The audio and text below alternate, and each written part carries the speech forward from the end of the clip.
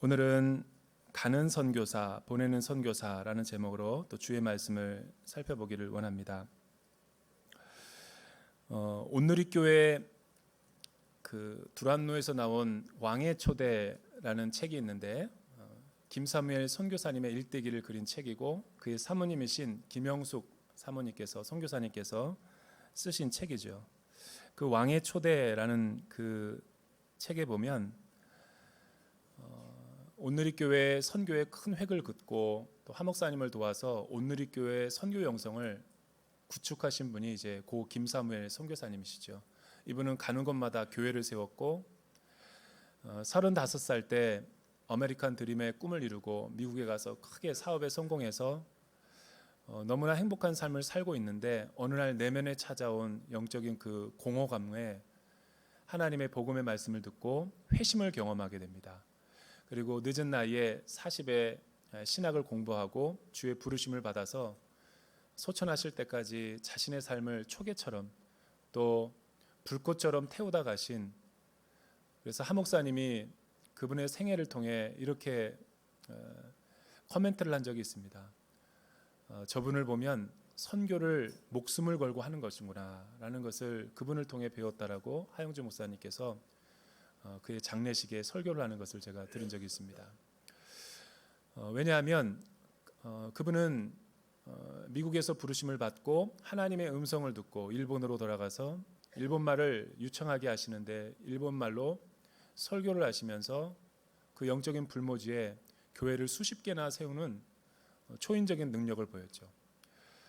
가는 곳마다 부흥이 일어났고 시부야 복음교회 같은 경우는 일본에서 대형 교회에 그 당시에 해당됐죠.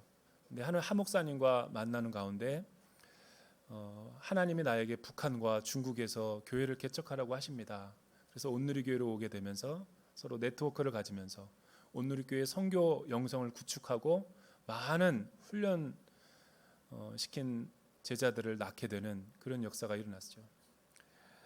또한 어느 날에는 이라크에 전쟁이 일어났을 때 이라크에도 들어가야 됩니다 라고 해서 많은 사람들을 또 팀을 만들어서 온누리교회 파송해서 이라크 한인연합교회를 개척하신 어메이징한 분이시죠.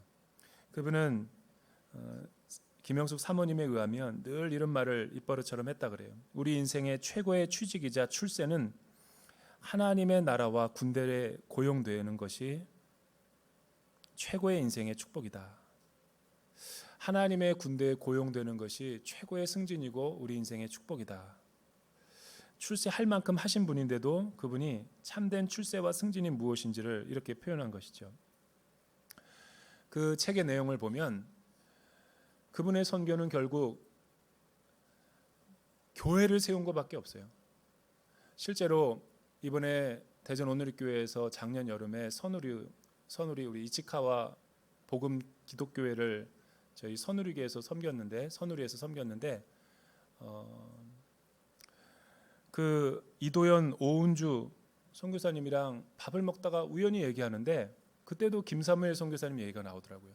어떻게 일본에 선교지를 오게 됐느냐, 한국인으로서 어떻게 일본인 교회의 수많은 성도들을 섬길 수 있느냐, 김사무엘 선교사님 영향 때문에 그렇다는 거예요. 오늘이 비전교회뿐만 아니라 많은 해외 캠퍼스들이 김사무엘 선교사님이 씨앗을 뿌려놓은 것을 저희가 지금 거두어들이고 있는 거죠. 어떻게 이렇게 한 사람에 의해서 수많은 복음의 흥왕한 역사가 일어날 수 있을까? 사도행전도 신약의 초대교회도 어떻게 보면 선교가 어떻게 팽창이 되고 확산이 되고 또 이 극동의 대한민국까지 오게 되었는가를 잘 보여주고 있음을 보게 됩니다. 결국 선교라는 것은 하나님의 나라에 초대를 받은 이에 의해서 이 복음의 재생산이 확산되어져 가고 있는 과정이라고 볼 수 있죠. 따라서 사도행전을 공부하면 선교가 무엇인가, 선교의 DNA와 원형을 우리가 공부할 수 있는 큰 축복이 있게 됩니다. 사도행전의 교회로는 제도적인 교회, 우리가 조직과 연합체를 통한 교회를 세우고 싶어서 시작된 게 교회가 아니에요. 사도행전 1장 8절에서 받은 지상 대위임 모든 족속으로 제자를 삼아라는 것을 초대교회가 기도하면서 그것을 실행해 나가려고 할 때 성령님이 부어짐으로 인해서 사실은 선교를 하다가 보니까 교회를 세워진 거죠. 이것이 오늘날 우리가 생각하는 선교론과 초대교회 선교론이 다른 거예요. 사도행전은 총 28장으로 기록되어 있는데 1장서부터 10장은 베드로를 중심으로 한 유대인 선교 확산 과정을 보여주죠. 예루살렘 교회를 중심으로. 11장서부터 28장은 바울을 중심으로 해서 회심 뒤에 이방인의 선교로 부르심을 받은 뒤 그가 가는 곳마다 교회를 세우고 선교를 시작한 그 일대기를 28장까지 보여주고 있다는 것을 알게 되죠. 오늘 우리가 읽은 사도행전 14장의 말씀은 바로 그 중간에 회심 이후에 사도 바울이 안디옥 교회에 의해서 공식적으로 선교사로 파송된 뒤에 바나바와 바울과 그 일행들이 1차 선교 여행을 공식적으로 수행하고 돌아오는 그 과정을 기술하고 있는 것이죠. 사도 바울의 1차 선교 여행 지도를 한번 같이 보면서 이야기를 할까요? 우리가 아무리 성경을 읽어도 성경이 이해가 안 되는 것은 인명과 지명이 너무나 복잡하고 어렵기 때문에 그래요. 그래서 기회가 된다면 저는 기도하기는 올 4월과 5월에 터키와 이스라엘을 한번 성지순례를 가기를 원하는데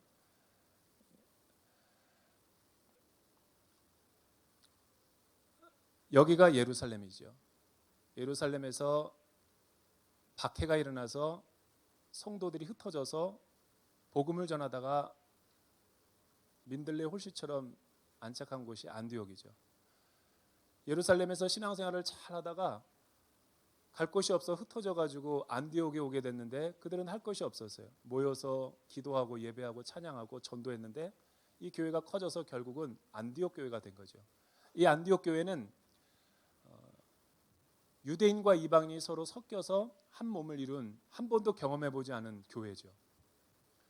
결국 이 교회를 안디옥 교회를 통해서 13장 2절에 보니까 예배를 드리고 있는데 성령의 음성을 듣고 금식하여 따로 누구를 세우라는 말을 들었는데 그들이 순종했을 때 바나바와 바울 교회 리더십을 세워서 그들을 선교지로 파송하게 되는 것이 초대교회의 공식적인 선교 출범식이었습니다. 파송을 받은 바울과 바나바는 행선지가 먼저 구브로로 가죠. 그 다음에 버가로 가고 비시디아 안디옥으로 가죠. 이고니온으로 가고 루스드라 더베로 가서 복음의 씨앗들을 뿌리고 교회를 세우고 수많은 제자들을 얻게 됩니다. 그런데 오늘 말씀해 보니까 이들이 사역을 하다가 루스드라와 더베 지역에 엄청난 박해가 일어나죠. 안진뱅이를 일으킨 그 표적과 기적에 의해서 유대인들과 바울의 대적자였던 바울을 싫어하는 그 유대인들이 대적자들이 일어나서 이방인들을 같이 선동하여서 바울을 돌에 쳐가지고 죽게 만드는 사건이 일어나요. 그것이 바로 루스드라 이고니온에서 일어났던 엄청난 사건이었죠.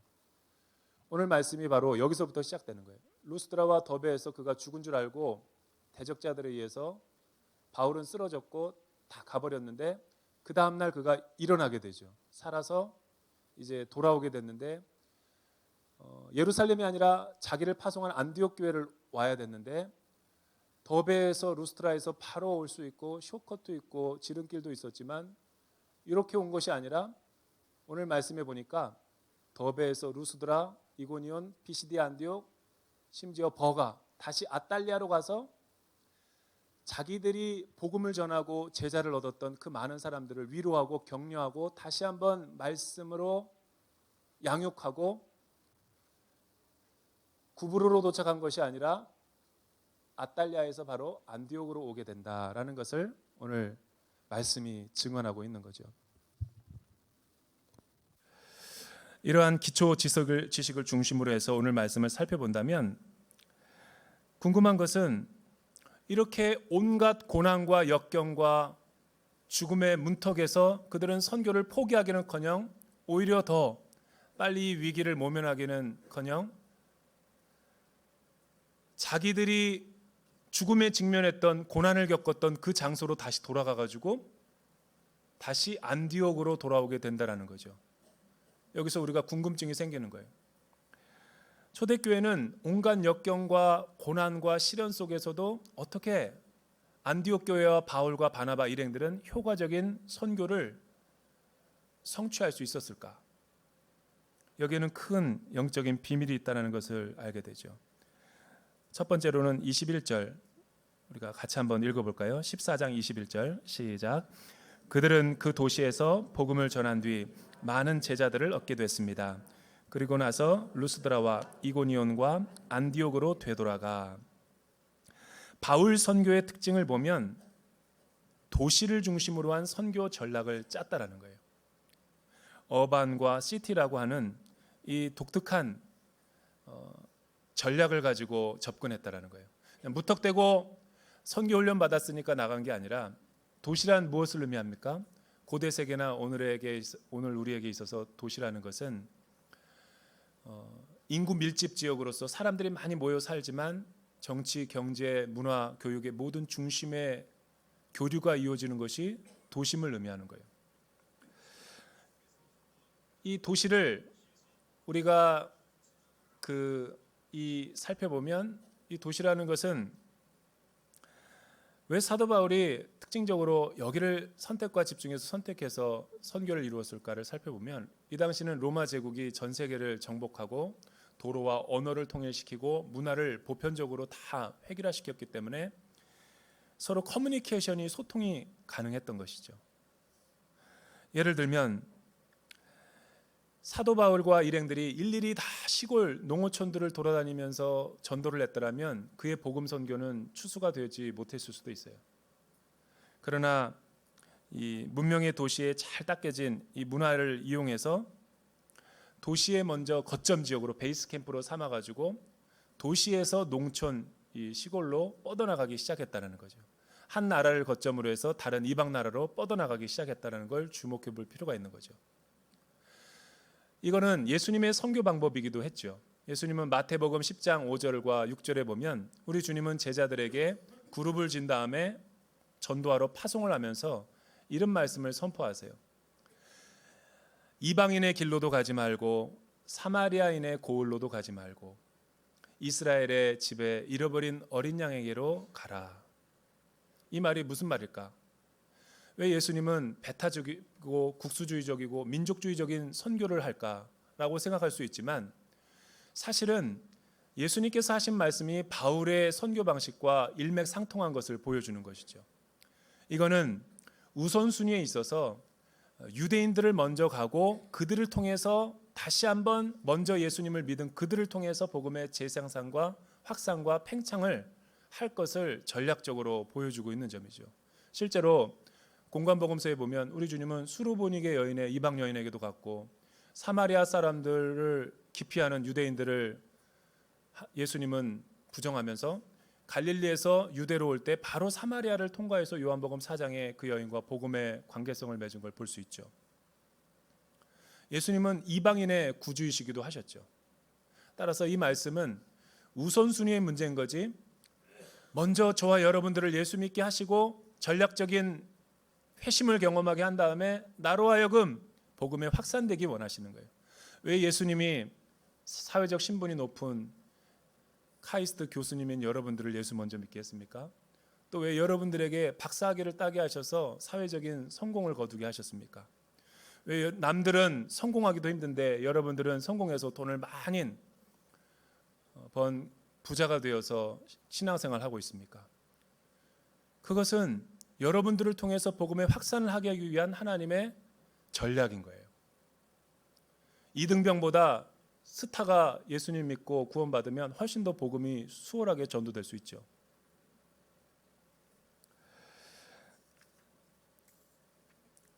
두 번째는 어떻게 초대교회가 선교를 효과적으로 할 수 있었을까? 22절, 23절 우리 같이 한번 읽어볼까요? 시작. 제자들의 마음을 강하게 하고 늘 믿음에 머물러 있도록 격려해 주었습니다. 들어가려면 우리가 마땅히 많은 고난을 겪어야 한다라고 말했습니다. 바울과 바나바는 제자들을 위해 각 교회마다 장로들을 세워 기도하고 금식하며 자신들이 믿는 주께 그들을 부탁했습니다. 초대교회는 어떤 전략으로 복음을 전했는가? 두 번째 원칙은 제자도가 목표였던 선교 전략을 세웠다라는 거예요. discipleship.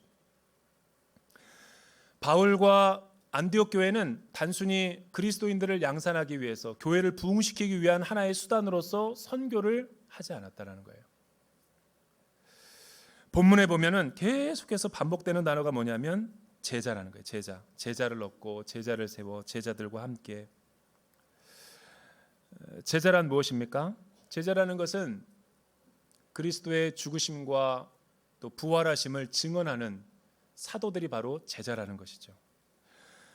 한마디로 말하면 모든 민족으로 제자를 삼아라는 이 지상대의 명령, 위임 명령을 믿고 온 열방과 지역에 흩어져서 주 예수를 믿으라, 그리하면 너와 내 집이 구원을 얻으리라. 영접하는 자, 곧 그 이름을 믿는 자들에게는 하나님의 자녀가 되는 권세를 주셨다라는 것을 담대히 선포하는 사람이 제자인 것이죠. 죄의 기억 상실, 하나님에 대한 기억 상실증에 걸린 사람들에게 이런 복음의 선포를 통해서 하나님 품으로 돌아오게 만드는 사명이 제자들에게 있는 것이죠. 그런데 왜 제자와 하나님의 나라의 상관관계를 이렇게 설명했을까? 하나님의 나라에 들어가려면 많은 고난을 경험해야 된다. 이 구체적인 의미가 무엇일까? 제자란 하나님의 통치와 다스림을 받는 주대심을 인정하는 사람들이에요. 따라서 자아가 강하거나 자기 성격이 세가지고 이 복음을 듣는데도 제대로 순수하게 받아들이지 못하는 사람들은 예수 믿기가 참 힘들어요. 자기 생각과 하나님의 나라의 가치관이 서로 상충하면 자기 생각을 포기하고 내려놓고 하나님의 주권과 하나님 나라의 우선순위를 신뢰하면서 따라가고 순종하는 것이 참된 제자의 삶인 것이죠. 그래서 예수를 잘 믿으려고 하면 포기해야 되는 것이 많아요. 여러분, 헌신 많이 하는 사람들의 특징을 보세요. 세상 일 다 하고 남들이 하는 거 다 하고 예수 잘 믿기 힘듭니다. 반드시 예수를 잘 믿으려면 그에 상응하는 대가와 제자가 되기 위한 코스트 비용을 지불해야 되는 거예요. 이것도 좋고 저것도 좋고 두 주인을 섬길 수 없는 것이 하나님의 나라의 영적인 우선순위라는 거예요.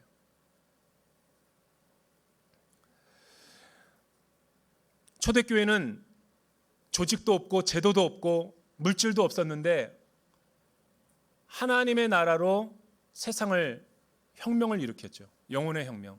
우리는 조직도 있고 사람 수도 많고 재물도 많고 모든 것이 많은데 사회가 변화되지 않죠. 그 이유는 뭐냐면 참된 헌신이 없기 때문에 그런 거예요.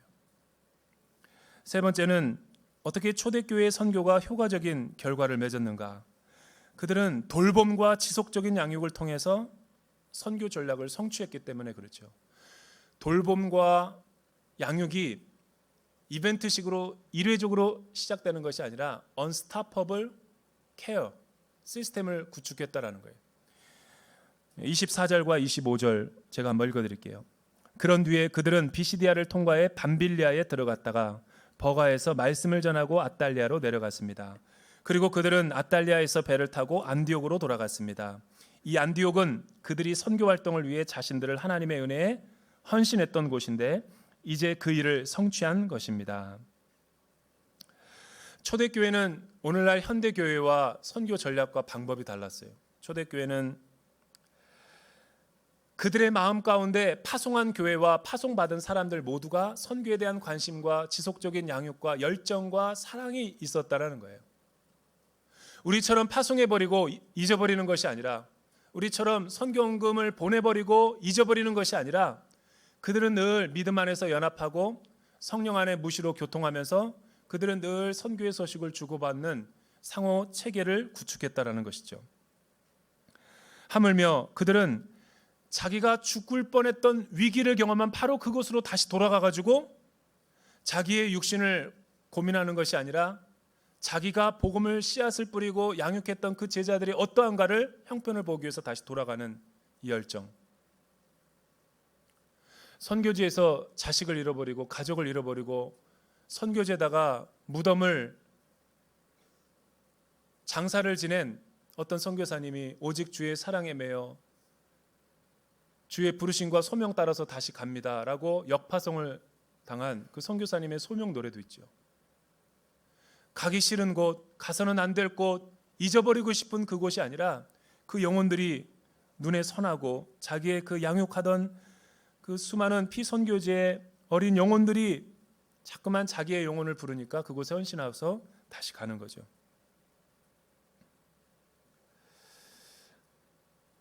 그들은 시간이 될 때마다 그들을 찾아가서 돌보고 양육했던 것을 우리는 볼 수가 있어요. 저는 이 말씀을 묵상하다가 대전 오늘교회가 그 1:1 양육이 굉장히 활성화되어 있고 파워풀하죠. 대외 사역도 굉장히 많이 활발하게 진행돼요. 그러나 한번 생각해 보는 거죠. 우리가 양육했던 동반자들, 양육자와의 관계가 16주 끝나면 잊어버리는 것이 아니라 안녕하십니까 그거하고 끝나버리는 것이 아니라 자기가 섬겼던 그 교회, 그 영혼들을 다시 한번 돌아보는 거죠. 지금도 신앙생활을 잘하고 있는지, 지금도 그 교회의 1:1 양육이 잘 구축이 되고 있는지 중보하며 기도하는 거예요. 우리가 복음의 씨앗을 뿌리고 열정을 태웠던 국내 아울리치의 수많은 600여 명의 그런 우리가 땅을 밟았던 작년의 그 지역 목사님들, 미자리 교회와 농어촌 교회들을 돌아보는 거죠. 필요한 것은 없는지, 기도의 제목은 없는지, 이런 믿음 안에서의 연락과 또 마음을 같이 하는 것. 오늘날 현대교회는 재정이 어려워지고 경제가 어려워지면 제일 먼저 줄이고 예산을 끊어버리는 게 선교헌금이에요. 해도 되고 안 해도 되는 선택지로 보는 거죠. 하지만 온누리교회의 축복은 한 번도 IMF 때라도 선교헌금을 줄여본 적이 없어요. 저는 온누리교회의 축복이 바로 이런 선교의 헌신에서 나오지 않았는가. 실제로 저도 중국에서 5년 동안 제 직분이 선교사였어요. 파송이 된 데가 동북 지역의 중국에 5년 동안 가 있었는데 제가 서초 공동체에서 저를 담당하다가 파송을 받았는데 아직도 잊혀지지가 않아요. 매년마다 한 번도 잊지 않고 저에게 명절과 또 무슨 시간마다 우리 자녀들의 책과 또 자녀들의 옷가지들과 또 여러 가지 한 번도 잊지 않고 저를 찾아와주고 아울렛 때가 되면 오라고 하지도 않았는데 자기들이 팀을 만들어가지고 찾아오고, 놀라운 것은 제가 파송되는 날 눈이 많이 왔는데 장로님들이 저를 인천공항에다가 데려다주고 페어웨어를 했던 것이 기억나요. 그런데 놀라운 것은 돌아오는 날 돌아왔다고 저에게 연락을 주시고 식사 자리를 마련해서, 나는 제가 서초 공동체를 뭐 엄청나게 잘 섬겼는가? 잘 섬기지도 않았어요. 사실은 한 학기 섬기고 갔습니다. 온누리교회는 내가 늘 얘기하지만 17년 제가 사역하면서 온누리교회의 특징은 노래로 표현할 수 있어요. 내일 일은 남 몰라요. 하루하루 살아요. 불행이나 요행함도 내 뜻대로 못해요. 한 번도 가보지 않은 중국을 그 다음날 가보라고 해서 갔더니 거기에서 살으라고 그러고, 돌아오고 났더니 저를 만나자 그러더니 또 이렇게 해서 가만히 보니까 그것이 하나님의 내 삶 가운데 너무나 큰 축복이었구나. 그 선교지의 경험이 오늘의 내 영성을 강하게 했구나 깨닫게 되는 거예요. 그게 서초 공동체가 아니라 온누리교회가 그런 거예요. 한 목사님이 그렇게 제자 훈련을 시켰기 때문에 우리는 그저 배운 대로 가르치는 거예요.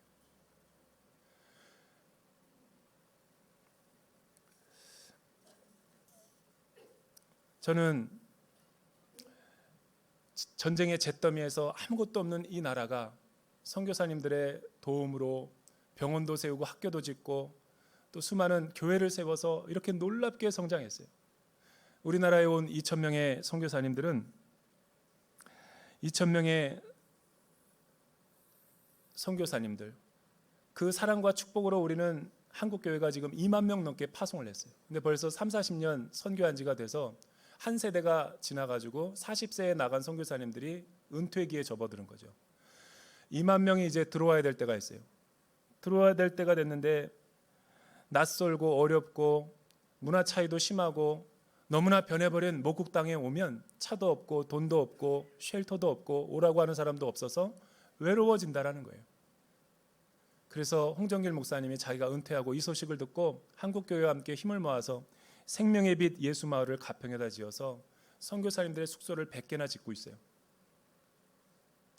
오갈 데 없는 선교사님들, 파송할 때만 그저 꽃다발 주고 환송하다가 돌아올 때는 아무것도 없이 노후 대책도 없이 돌아오는 선교사님들, 이거를 대전 온누리교회가 돌봐야 되지 않는가. 선교사 그 초대교회는 그들을 끝까지 책임지고 돌봤다라는 거예요. 이런 걸 안 돌보니까 자꾸만 보험회사에서 전화 와서 김상수 씨 생일 축하합니다. 그리고 꽃다발과 스타벅스 쿠폰 주고 심지어는 집 앞에다 케이크도 갖다 놓고 교회가 할 일을 세상이 하고 있는 거죠. 네 번째는 어떻게 초대교회가 효과적인 사역을 할 수 있었을까? 그들은 팀 사역을 했다라는 거예요.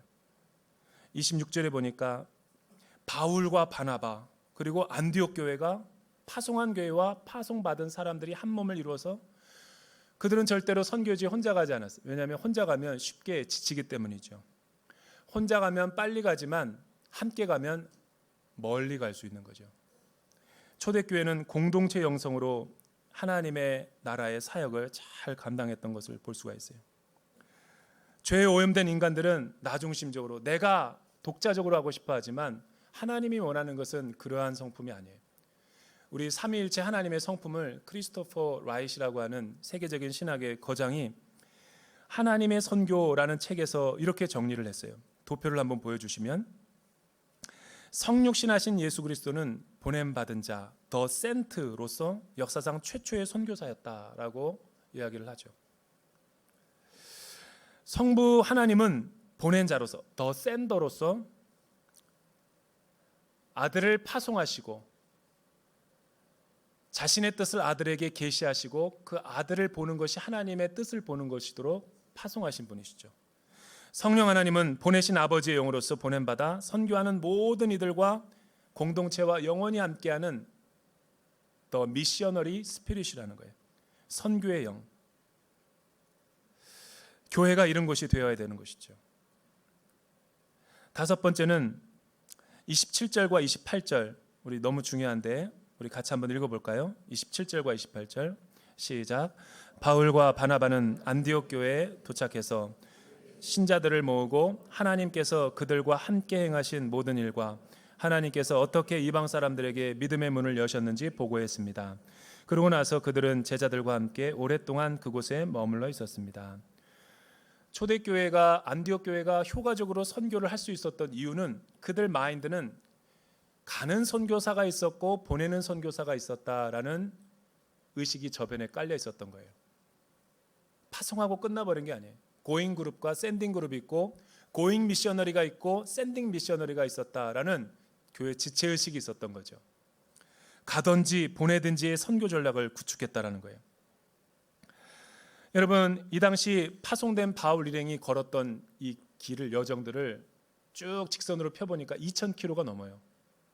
오늘날로 생각해도 쉽지 않은, 그러나 이 많은 여정들을, 고된 여정들을 어떻게 소화해낼 수 있었을까? 보이지 않는 이 안디옥 교회의 수많은 성도들이 눈물로 중보하고 기도했던 거죠. 우리 온누리 대전 온누리 교회도 2층에 202호에 24시간 기도의 집이 있어요. 그 기도의 집을 선물로 주신 것은 올해부터 기도하라는 거죠. 24시간 기도의 뿔을 높이 들어서 우리 순안에 있는 책임 선교지, 다락방별로 우리에게 주어진 책임 선교사님들, 우리 공동체에서 나간 수많은 선교사님들을 성령 하나님으로 하여금 파수꾼이 되어 쉬지 못하게 하는 것, 그것이 우리의 복음의 책무인 것이죠. 그들은 자기를 파송한 교회에 다시 돌아와서 한 일이 무엇이었습니까? 성도들을 모아달라고 해서 사경회를 열었어요. 지난 세월 동안에 하나님이 우리를 통해 행하신 놀라운 어떻게 이방의 문을 열었고 우리에게 기적과 표적과 나타나게 하신 그 사건들을 다 프레젠테이션하면서 비전을 쉐어링했던 것이죠. 그 복음을 들은 사람들이 다 집으로 가서 헤어진 것이 아니라 또 어떤 순에서는 그 선교사님들을 또 다시 집으로 초대해서 다락방별로 모아가지고 하나님이 행하신 일을 들었던 거죠. 또 그리고 나서 그들은 제자들과 함께 오랫동안 그곳에 머물렀다. 그들의 여정이 너무나 피곤하고 고됐던 것도 사실이지만 오랫동안 그들이 안디옥에서 머물렀던 이유는 2차 선교여행 가기 전까지 이유가 있었어요. 사람들이 하도 부르는 거예요. 우리에게 또 다른 이야기를 한번 해보라고. 오랫동안 함께 머무르면서 그들에게 비전을 주고 그들에게 도전을 했을 때 그들이 복음의 빚진 자가 되고 또 후원자가 된 것이죠. 사실은 어떻게 보면 이 한반도 땅의 황무지와 같았던 곳에 수많은 외국 선교사님들이 2,000명이 넘는 선교사님들이 오게 된 이유를 보면 이 복음의 재생산의 원리가 그대로 적용되는 거죠. 미국 선교에 획을 그었던 1802년 선교 대각성 운동이 일어났던 선교사의 자료를 보면 1807년이 분기점이죠. 사무엘 밀즈가 뉴 잉글랜드 지역의 윌리엄스 대학교라는 작은 대학에서 수업을 하고 있었는데 비 오는 날이었고 너무 점심시간에 성령이 가슴을 뜨겁게 해서 건초더미에 가서 혼자 마국간에서 기도하고 있었어요. 자기 혼자만 기도하기 쉽지가 않아서 친구들을 3-4명 모았던 게 그 유명한 건초더미의 기도였다는 거예요. 4-5명이 얼마 안 되는 기도의 학생이었지만 그들이 기도하는 모임이 점점 불화살처럼 늘어나가지고 그들은 언젠가 선교사가 됐고 인도와 미얀마와 홍콩과 마카오, 일본 수많은 지역으로 선교로 흩어졌다가 그들이 다시 안식월 30년 은퇴하고 나서 고국에 돌아왔을 때 선교 보고대회를 열었고 그 보고대회 컨퍼런스를 들었던 수만 명의 사람들이 스튜던트 발런티어 무브먼트라는 학생 자원 선교한국과 같은 모임에 참석했다가 가슴에 뜨거운 도전을 받게 되는 거죠. 그래서 2만 명이 그 당시에 헌신하게 되고 그 2만 명이 전 세계로 흩어져 가지고 선교사로 나가게 돼요. 그 많은 사람들 가운데 2,000명이 한국 조선 땅에 온 것이죠.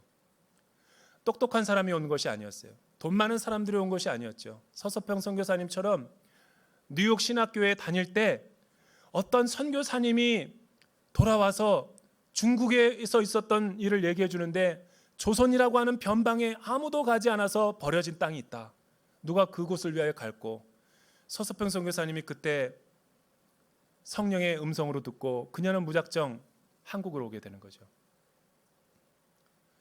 서서평 선교사님이 선교 보고를 하러 갈 때 수많은 사람이 듣고 물질적으로 또한 파송하고 신학교를 지어주고 교회를 지어주고 세브란스 병원을 지어주고 배제대학교를 지어줘서 오늘날 이 나라가 된 거예요. 따지고 보면 우리가 한 것이 아무것도 없죠.